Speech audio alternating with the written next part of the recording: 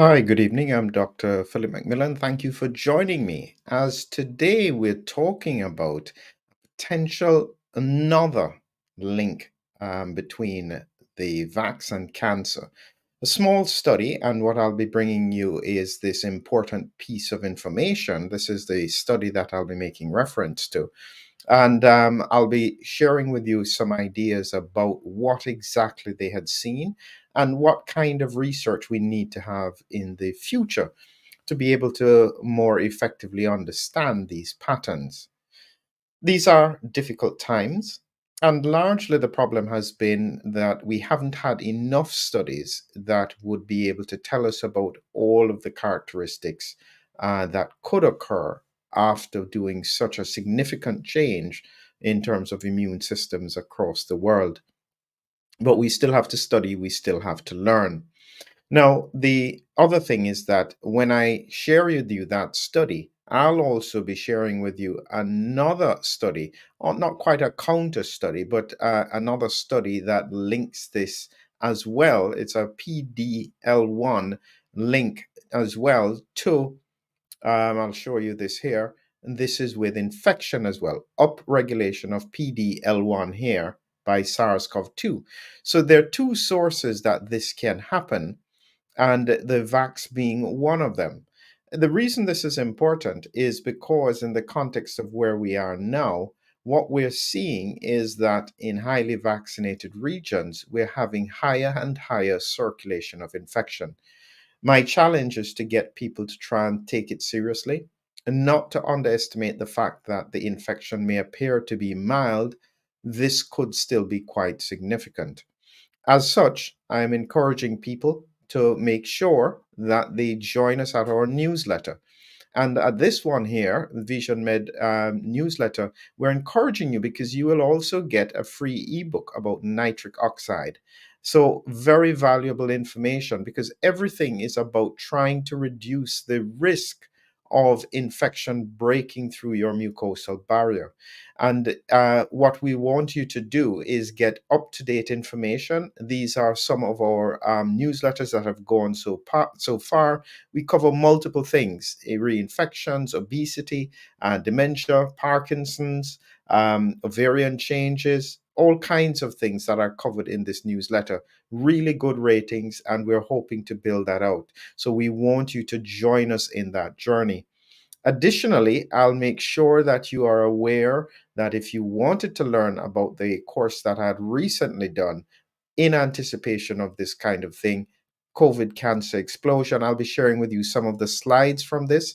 If you want this course, please, there's a discount. It has lots of information in it, looking at autoimmunity, looking at all of the relevant things that you've heard talked about so far, trying to give some clarity about what exactly could be happening.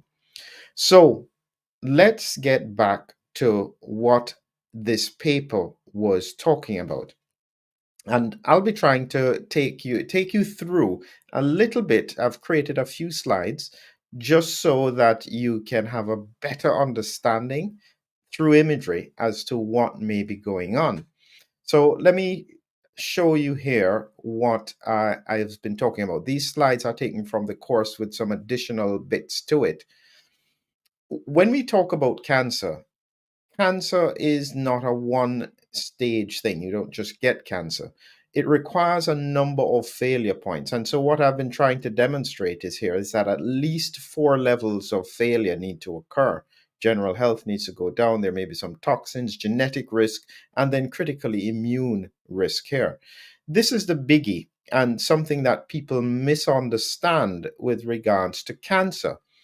In reality, it's important to note that you don't just get cancer. Cancer occurs when your immune system fails because abnormal cells are being produced all the time. But your immune system is always doing the checks and balances. It's always like doing an audit, making sure that every cell is doing what it's supposed to do. And any cell, like a cancer cell, will then get killed by the immune system. So the immunity represents almost the last layer of failure to prevent cancer. This is why it's so important in the context of what is happening. So when I did the course, this information truthfully is only available in the course because not long after I sat down, pulled out the statistics, was the numbers changed. So you're not going to find this again. But this is looking at the UK covering a number of years, 2020 to 2023. Dark blue is 2023, light blue is 2020. And what I was focused on was not how many patients died, because I know that takes time, but I was looking at people receiving their first treatment or recently diagnosed, technically. And you can see that the dark blue lines here were the highest in almost every period, in every month in 2023, and going all the way through. So this is not just something that is in people's heads, because this is one of the problems we're having is people are being gaslit into thinking that what they're seeing around them with families and friends is just a one-off. It's not actually real. The statistics suggest it is real, but what's happening is that they're talking about deaths. And so, therefore, when you speak about deaths, from the time of diagnosis to the time of death can sometimes be years with cancer. So, if you want to actually understand what's happening, you look at new diagnosis. That's how you see the fastest transition. In the course, I had here the potential links. And at that point, I was focused on about 5 different things: macrophage dysregulation, the P53 protein, SV40 contamination, interferon suppression, IgG4 elevation. I'm going to add in theory, this one here, PDL1 upregulation. And this looks as though it's going to be another factor, another of those unknown unknowns that in theory we should have known but didn't know because we didn't have long-term studies. That was always the issue that many people were not aware of. You can't do the long term in the short term. There are many things you can't understand, especially with a new technology, until you've given it some time. And what we're seeing now is that in time, we're identifying more and more things that could be relevant. So here is a few images to give you a little bit of information about PDL1. This is where you have this image with a cancer cell here, and this blue cell here represents an activated T cell. And they have zoned in on this region here to show that the T cell receptor comes along and is checking this cancer cell. And in effect, what it's supposed to do is that if it finds that it's cancerous with abnormal proteins, it will then destroy it. This here, this PDL1 ligand, however, has the impact of suppressing the immune system, because what the body doesn't want to do is destroy a normal cell. And so wherever you have expression of this, it's kind of like a badge to say, wait, don't kill me. I could be somebody important. And so what happens is that the immune system will stand off at that point. And this is therefore relevant with regards to what could happen in the context of this PDL1. Normally, not normally, but one of the strategies in terms of the way they approach this mechanism, because lots of tumor cells will use this so that the immune system doesn't take them out. And so, one of the therapies that they have used is actually is for them to use antibodies that would then block this interaction. And so when it blocks this interaction, it then allows the T cell to go through its normal process of killing this tumor cell. And so it's a strategy that has been used in oncology to try and get around this tumor mechanism that is therefore being used by the body. So these are all things that are quite important that the cancer cells would do to get around what is happening. And effectively, what they are saying they found, and this wasn't even in a study per se, this is more like a case report that they found. But what they saw here, and I'll show you this here again, and what they saw in this situation is that the technically this PDL1 is upregulated. And I've shown here that you have now four of them instead of one. And it's almost like you have multiple points where it will tell the T cell that comes along, or the natural killer cell, don't kill me. I've got proof that I am good. And so this is what is happening in the context, or this is the relevance of this upregulation that can occur. So that's the science behind what happens. And so that's important to therefore understand what, or the relevance of what they saw with regards to the paper. So this paper, as I said, is not a study per se. This one is looking at what they found response to COVID vaccination imaged by PD-L1 PET scanning. What that means is that they've taken a label of radioactively labeled glucose, made it target PD-L1, and they were scanning these patients for this ligand to see whether or not they needed to block it. So this was just part of a routine investigation that they were doing. So they were just doing a clinical trial of an investigational program, cell death ligand 1 PET tracer, in patients with lung cancer, non-small cell lung cancer. Now, coincidentally, three of the patients received booster doses of COVID vaccines before they did the imaging. So, this is why I said it's not a study, it was just an observation. So, they had five patients who underwent this novel technique looking at the PD-1 tracer. And what they found was that two of the recently vaccinated patients who were in remission and were receiving non immunosuppressive cancer therapy showed increased PD-L1 tracer uptake in the same side that was injected with the vaccine. Didn't happen, what they call asymmetric, on the opposite side. And there was a third patient who was recently vaccinated. However, that patient was on immunosuppressive chemotherapy and they didn't have the uptake. And so they have identified that the response to, and this was the Pfizer vaccine, may involve upregulation of PD-L1 positive immune cells in draining lymph nodes in immunocompetent patients. So that was what they had found. And the relevance, as I said, is to do with the fact that this is a strategy that cancer cells will use to try and evade the immune system.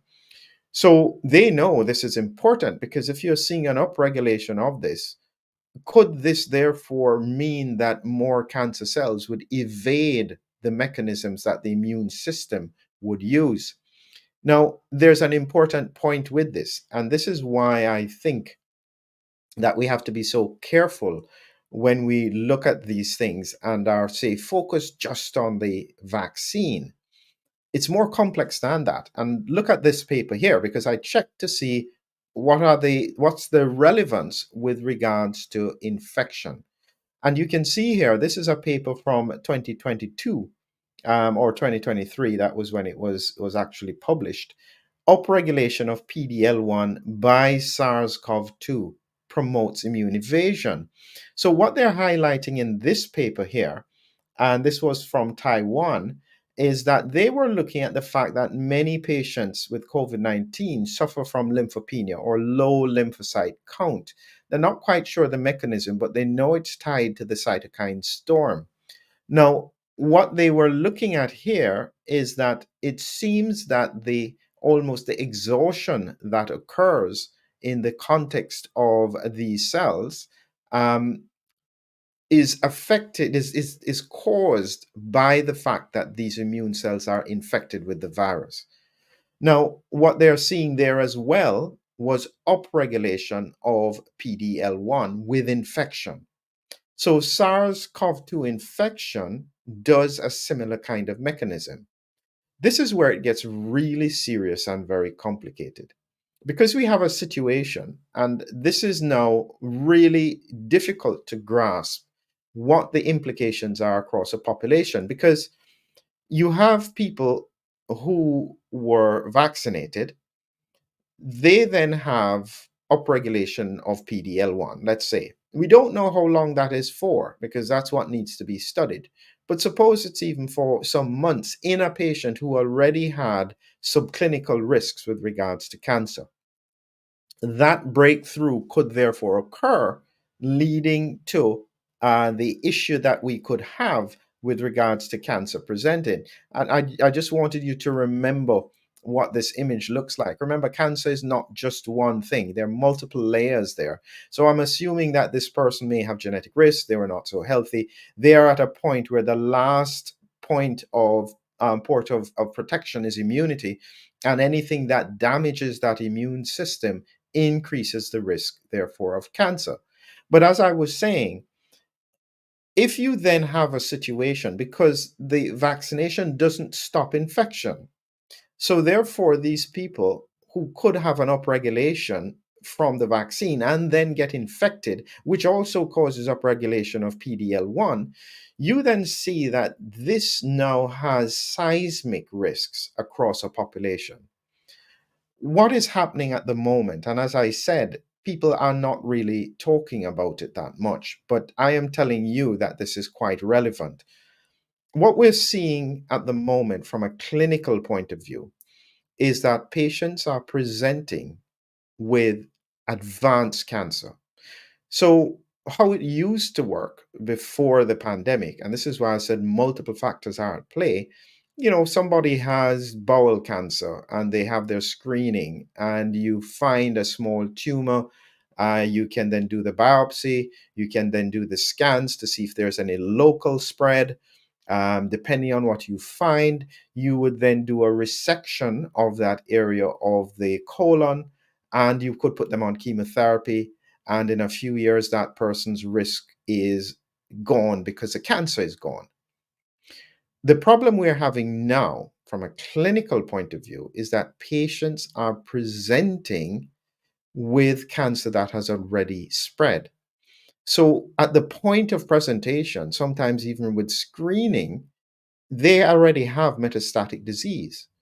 If you have a situation like that, there's very little you can do, because you can try chemotherapy, but in most cases, unless that cancer is very sensitive to chemotherapy, most cancers, it will palliate it. So it will delay the growth of the cancer, but it won't cure, get rid of it. And so when we talk about getting rid of cancer, all of these factors are now coming into play.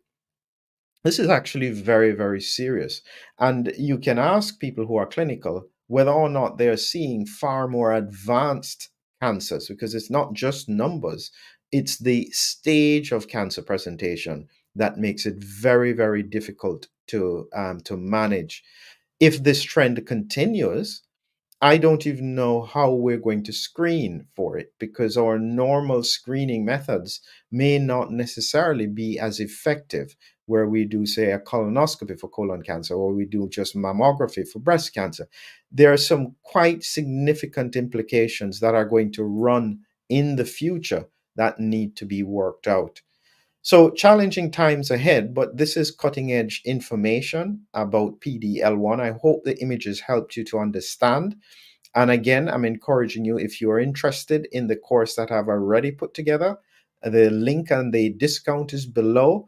And it has lots of chapters, good reviews from people who have seen it already. And I hope that would be of interest and benefit to you.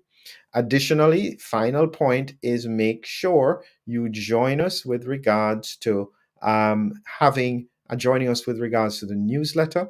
We want to be able to share information with you that is cutting edge. So if you haven't yet joined, please do so. You will get information about nitric oxide from this landing page, and we will try and figure out ways to protect you. Coming up in the near future, and this is hopefully coming up very shortly, is I'm going to be talking further about storm, spike triggered autoimmune response. Look out for the Eventbrite. Essentially, what I'll be trying to say here is looking at the therapy, the options that may be available for us to try and see if we can mitigate some of these changes and things that are happening. So, again, thank you very much for being with me. Look forward to sharing with you more cutting edge information and hopefully giving it in a format that you can understand. Have a great evening.